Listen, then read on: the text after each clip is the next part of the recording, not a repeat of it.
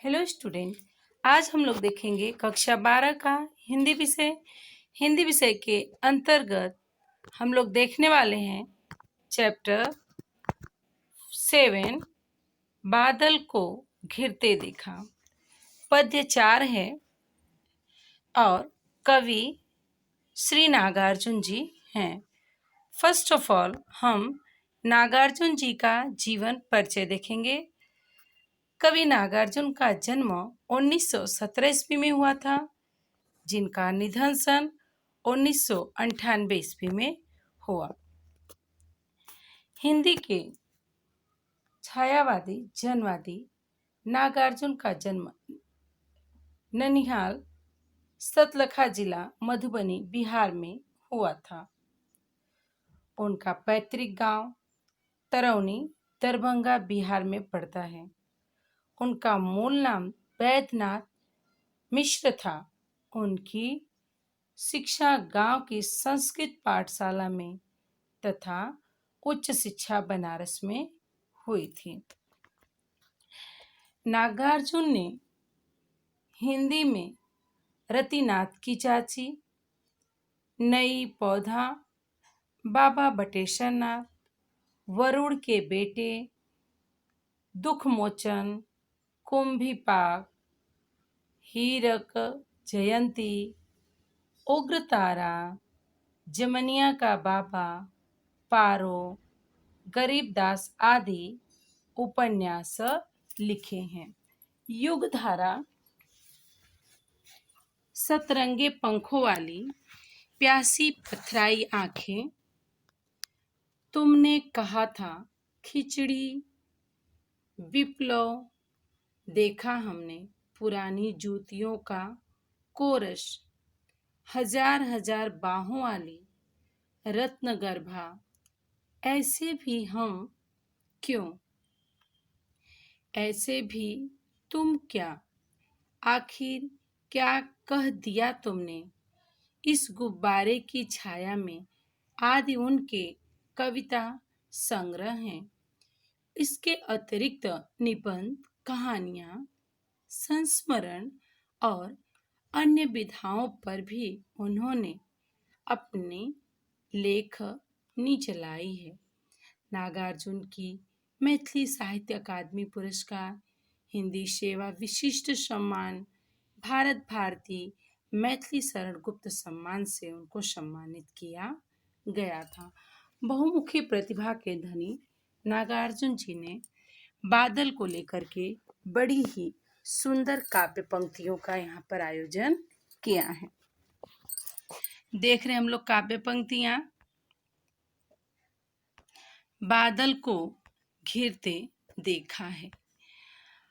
अमल धवल गिर के शिखरों पर बादल को घिरते देखा है। छोटे मोटे मोती जैसे उनके शीतल तुहिन कणों को मानसरोवर के उन स्वर्णिम कमलों पर गिरते देखा है। बादल को घिरते देखा है। कवि क्या कह रहे हैं कि अमल धवल गिर के शिखरों पर बादल को घिरते देखा है। छोटे छोटे मोती जैसे उनके शीतल तुहिन कणों को मानसरोवर के उन स्वर्णिम कमलों पर गिरते देखा है। बादल को घिरते देखा है। कवि कह रहे हैं, तुंग हिमालय के कंधों पर भावार्थ हम लोग देखेंगे इसके। कवि हिमालय पर्वत के सौंदर्य का वर्णन करते हुए कहते हैं कि मैंने निर्मल, स्वच्छ, उज्जवल, बर्फ से आच्छादित पर्वत की चोटियों पर बादलों को घिरते हुए देखा है। वे कहते हैं कि मैंने बादल से छोटे छोटे मोती जैसे शीतल बर्फीले जल कणों को मानसरोवर के झीलों में कमल के खिले हुए सुनहरे फूलों पर गिरते हुए देखा है। मैंने शिखरों पर बादलों को घिरते देखा है। यहाँ पर कवि जो है कि बादलों पर जो है कि ऊंचे ऊंचे हिमालय पर्वतों पर घिरते हुए बादलों को देखने की बात करते हैं और वे कहते हैं कि हिमालय पर्वत के सौंदर्य में उन्होंने बताया कि उन्होंने हिमालय पर्वत पर किस तरह से बादलों को घिरते देखा है। और इतना ही नहीं, जल से भरे हुए मानसरोवर झील में कमलों के खिले हुए सुनहरे फूलों पर भी उन्होंने उसे जल की बूंद के रूप में गिरते हुए देखा है। कवि कहते हैं कि मैंने बादलों को घिरते हुए देखा है। नेक्स्ट काव्य पंक्तियां हैं। इन काव्य पंक्तियों में कवि कहते हैं, छोटी बड़ी कई झीलें हैं, उनके श्यामल नील सलील में समतल देशों से आकर पावस की उमस से याकुल तिक्त मधुर विष तंतु खोजते हंसों को तीरते देखा है, बादल को घिरते देखा है। कवि कह रहे हैं यहाँ पे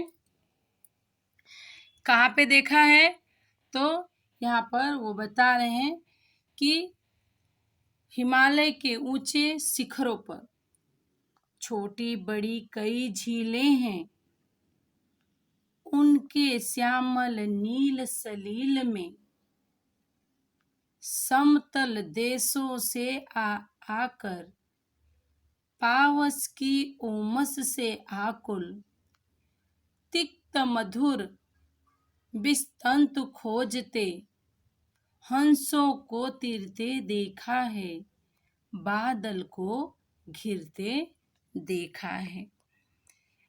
इन काव्य पंक्तियों का हम लोग भावार्थ देख रहे हैं। कवि यहाँ पर कह रहे हैं कि उन्होंने बादलों को किस किस तरह से और कहाँ कहाँ से आ करके जो है कि हिमालय पर घिरते हुए देखा है। इसका वर्णन कवि कर रहे हैं। कवि कहते हैं कि हिमालय की पहाड़ियों में कई छोटी बड़ी झीलें हैं। इन झीलों के समतल क्षेत्रों में हल्के काले और नीले जल में वर्षा ऋतु की उमस से व्याकुल होकर आए हंसों को, कवि कहते हैं, मैंने अपने तपन मिटाने के लिए तैरते हुए पानी में कमल नाल के तीखे और मीठे तंतुओं को खोजते हुए देखा है। मैंने शिखरों पर बादलों को घिरते हुए देखा है।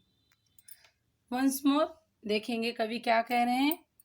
कवि कहते हैं कि हिमालय की पहाड़ियों में कई छोटी बड़ी झीलें हैं, क्योंकि झीलें होंगी, नदियां भी हिमालय से ही निकली हैं, झीलें भी हैं।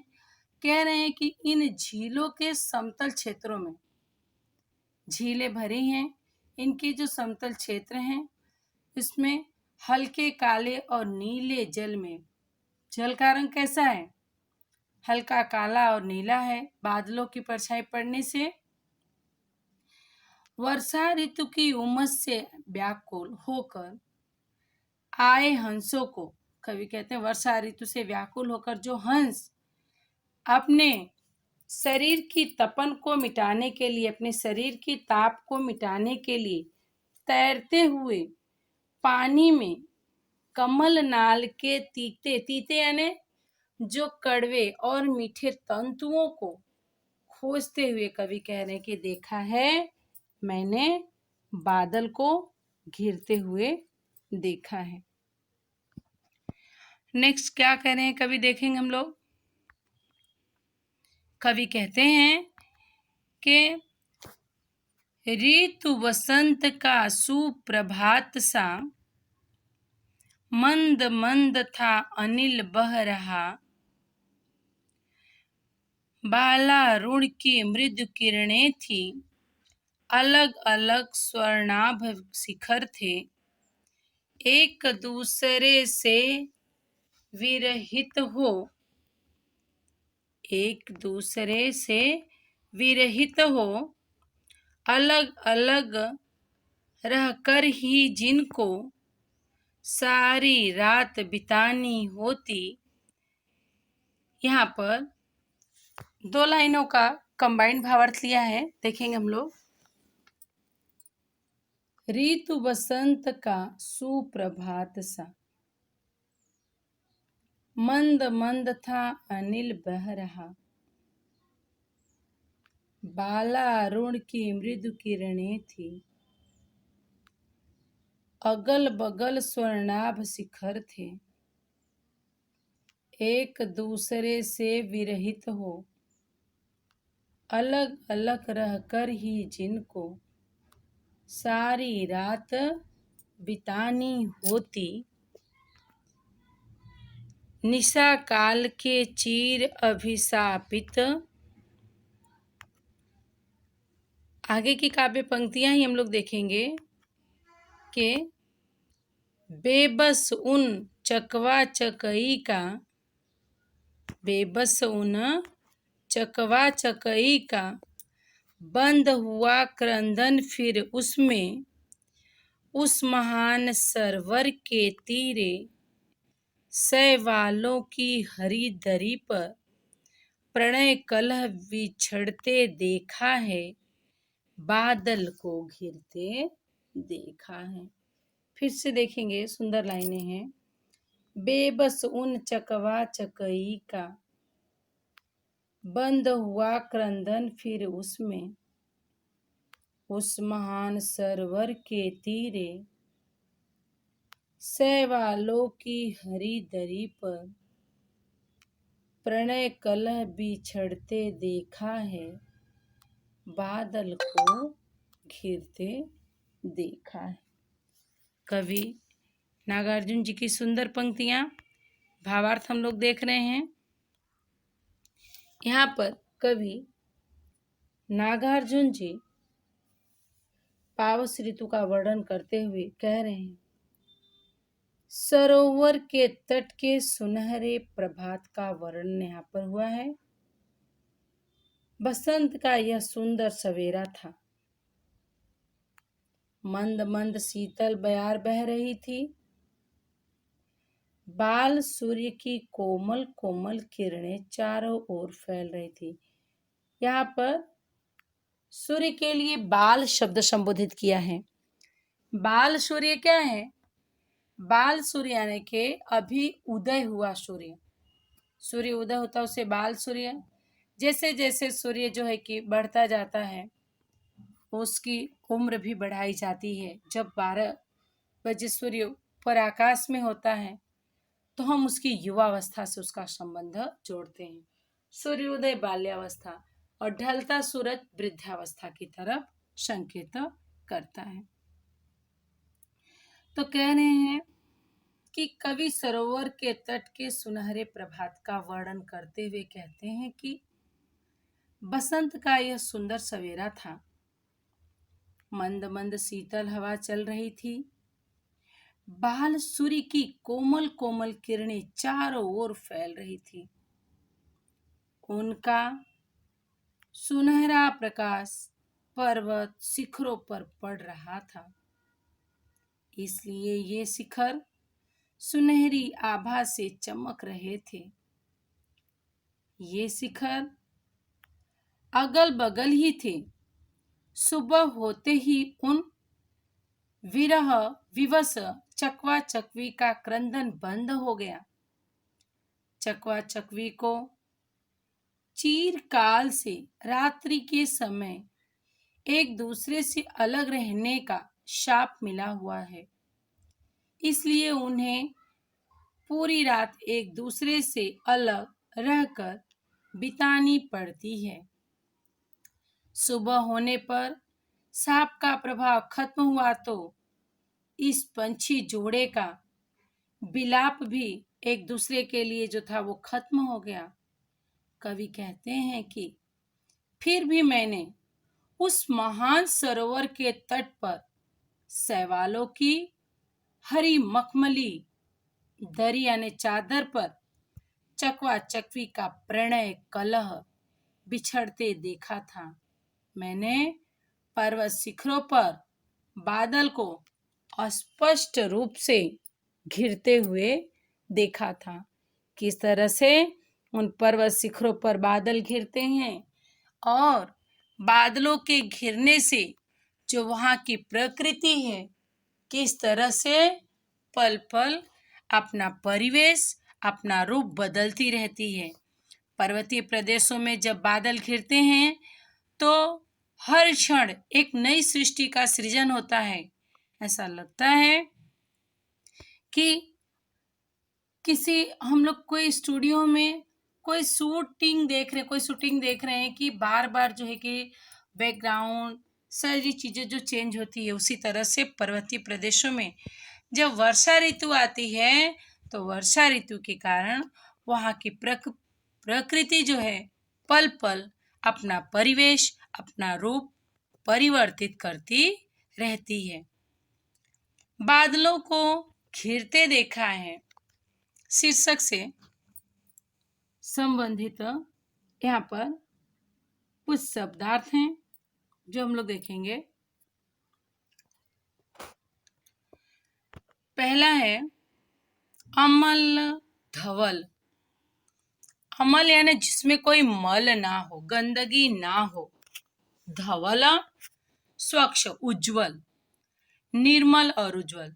अमल मल यानी गंदगी, अमल बिना गंदगी के यानी निर्मल। धवल यानी उज्जवल, उज्जवल यानी सफेद। क्लियर बच्चों, ये उज्जवल जो शब्द है इसे देखना आप, उज्जवल ये शब्द रॉन्ग होगा। उ आधा ज फिर आधा ज फिर वल, यानी कि 2 बार आधा ज होगा। उज्जवल उज्जवल, ज्वल में आधा ज वल और उज में आधा ज। क्लियर, तो ध्यान देना आप लोग। नेक्स्ट देख रहे हम लोग शिखर चोटी। पर्वतों की ऊंची चोटियों को शिखर कहते हैं और हिमालय पर्वत की प्रमुख और ऊंची चोटियों के नाम तो आप लोगों को पता ही होंगे। एक बार मैं आपको बताती हूँ। कंचनजंगा, नंदा देवी, कंचनजंगा, धौलागिरी। नंदा देवी, कंचनजंगा, धौलागिरी हिमालय की प्रमुख और सबसे ऊंची चोटियों का नाम है। नेक्स्ट देख रहे हैं तुहीन। तुहीन यानी बर्फ। तुंग ऊंचा, तुंग यानी ऊंचा बच्चों। अगर तुरंग हो जाए तो उसका अर्थ होता है घोड़ा, तो तुंग ऊंचा। सलील जल अम्ब पानी, सलील का पानी।